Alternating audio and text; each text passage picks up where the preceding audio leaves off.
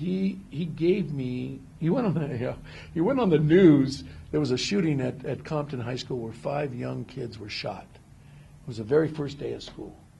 And if you're old enough, you'll probably remember this.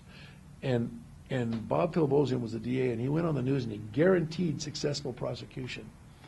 And I'm looking around and going, we don't even know who did this. How are we going to find this? Well, he signed me to the case because I was down in Compton, and he told me, he goes, this is your case. And he went on the radio in reliance on me. And so I put the case together, and we caught the 2 guys that did it. And then I had to prosecute them. And I had to work my tail off to prove that they weren't in school, just a ton of work. But we did it.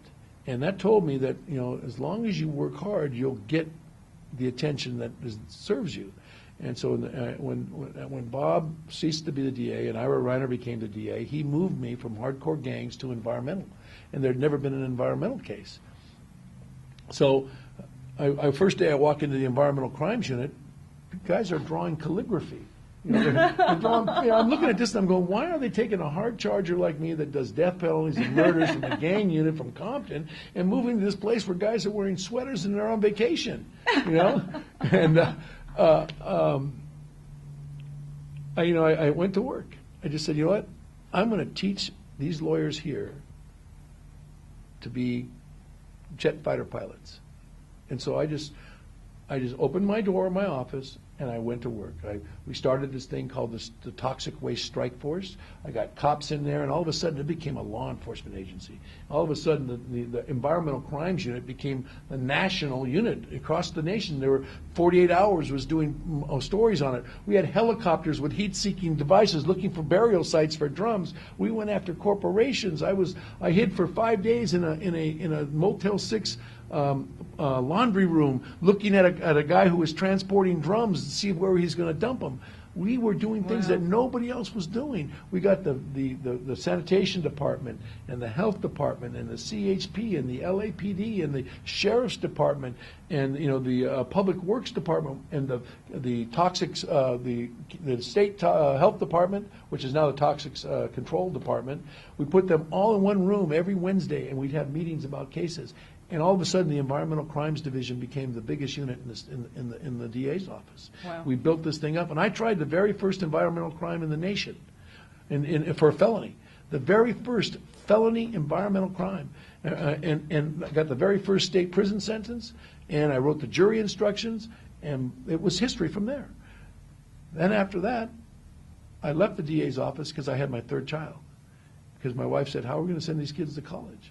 I was having a great time, and I was on the fast track to promotions, but my wife said, you're making $60,000 a year. I can't send these kids to college on $60,000 a year. And the reality is that I didn't want to leave, but my family came first. Sure. And I left the DA's office and started a private practice. In 1991, California Lawyer Magazine called me one of the top 10 environmental lawyers in the state of California.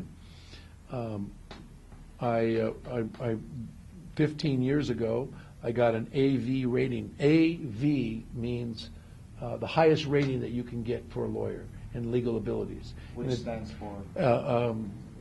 Who knows? Some Latin word. That language. Right? That language. But it's AV, and it's the highest you can get as a lawyer, and you're rated by your peers. And there's a company called Martindale-Hubbell that's the official rating site. Well, not only am I AV rated by my peers, other lawyers, but there's also an AV rating that you can get by judges, and I got that too. And I got it not only in legal ability, but I got it in ethics also. And I've been so rated for the last 15 years. And then I had a practice where I had 25 lawyers working for me. I had one in San Francisco, an office down here in L.A. And then it just got too much work. So I broke away, and the guy was renting space for me. He and I just began sharing expenses, and it got to be too much work, so we just said, let's just pull in our resources, and we did, and we opened another office. And within 2 years, we were 25 lawyers again, Amazing. and I enjoyed it. And then one day in 2007, to answer your question, now that we've gone through the history of this, one day in 2007, Steve Cooley calls. My wife and I had just gotten back. It was Labor Day, I believe, in September. And for those that don't know, Steve Cooley was a former district attorney in Los Angeles County. Steve Cooley was a 3-term district attorney for LA County, and a good friend of mine. And I met him through when I was in the DA's office, and then when I was in private practice, I knew him, and I supported him. But he calls me at night, 7 o'clock at night, like on a Sunday night, and he tells me, Los Angeles needs a champion. And I went, well, okay. How much is this champion going to cost me? I thought he wanted me to make a donation to a champion. And he goes, no. He goes, I want you to run for city attorney. And I went, Steve, I didn't even run for third grade class president. I'm honored that the district attorney of Los Angeles County would ask me, of all the lawyers in L.A., to run for city attorney, but why me? He goes, because of all your accomplishments that you have. He went through a list of things, and I said, I'm flattered. I said, but I have to think about this. This is a big thing. I have to talk to my wife, and my wife's on the other phone, but I didn't know this. And she goes, "You're going to do it. You're going to do it. You'll be good. You'll be good." I went, Steve, just give me a couple weeks. I got to talk to the kids because it's going to be a change in their life, and it took me 3 weeks to, because I knew that my life would change drastically, and I was. For a cannery worker's son, I was doing pretty good. Sorry to interrupt, but this is your third reelect? No, it's my first reelect. Oh, your first reelect. Yeah. From 2007. Right. Well, 2009 I ran. 2007 was part of when I opened my campaign. And we ran, and, when I put my name out there, Carmen Trutanich, most people thought I was a Latina from, San Pedro. And so at first I had to convince them I was a man. And then, I had to convince him. That's right. I could not blame him. I was named after my grandfather, and then I had to convince him that I was a good lawyer, and we did that, and with a little bit of God's help, we won, and we're the city attorney. And this office, I can tell you that since I've been there, it's never run better. It is a well, most importantly to everybody, I think that crime has decreased, and I don't know the percentage. Crime is down in Los Angeles, and it's been down every year I've been there. And I can tell you that it's because we work hard at making sure that what LAPD does in the street is not for naught in the courtroom. It's down 23% today as I'm talking to you from when I started, and it's been down every single year. Not only just crime overall, but violent crime is down, gun violence is down, Part 1 crime is down, property crime is down. It is across the board. It has been a unique experience, and I'll tell you this: 75%. I bet you didn't know this, because you would think that the district attorney's office does all of what LAPD does. But 75%, 3 out of every 4 arrests that LAPD does in all of Los Angeles comes to the city attorney's office. 75%. And we have been so successful in partnering with them and being proactive and going after things in neighborhoods that are going to cause crime, that crime is down to unprecedented levels. Now, for those of us that don't know, city attorney versus district attorney, what's the difference, and what kind of cases do city attorney handle? City attorney handles. Let me start the other way. District attorney. District attorney does criminal cases in the county of Los Angeles, except in those areas where there are city prosecutors.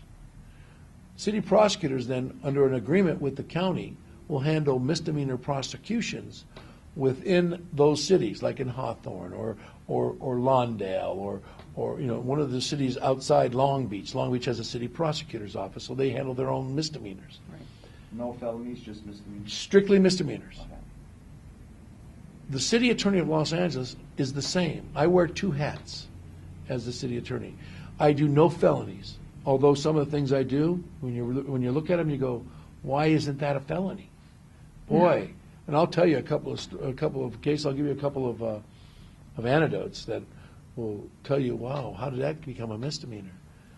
But we handle every single misdemeanor offense, from code violation, when you don't get a building permit, to batteries on a police officer that are misdemeanors. Really? Yes. Drunk driving under the influence of drugs, whatever it might be. We handle all misdemeanor cases. Even batteries are considered misdemeanors? Yes, they're wobblers. They can, based upon the conduct, they can wobble. They can either be a misdemeanor or a felony. Okay. Well, there's, for example,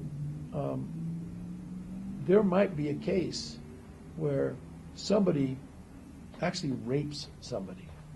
All right? A man will rape a woman. And rape is a felony. But for some reason, they can't prove rape. So the case gets rejected. All right? Well, that case will come to me To city attorney. as a sexual battery. And I file that. But it's no less a rape or child molest. The evidence is not there to prosecute somebody for child molestation. So I end up filing a misdemeanor, 288, a misdemeanor child molestation.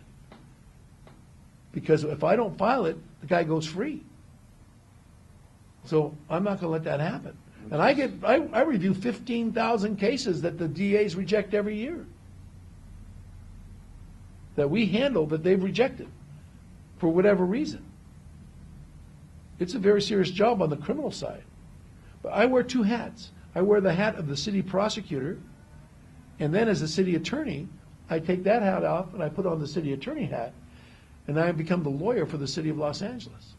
If I was to equate it to the county, it would be like being the county council and the county DA in one guy. That's me. It's a big job.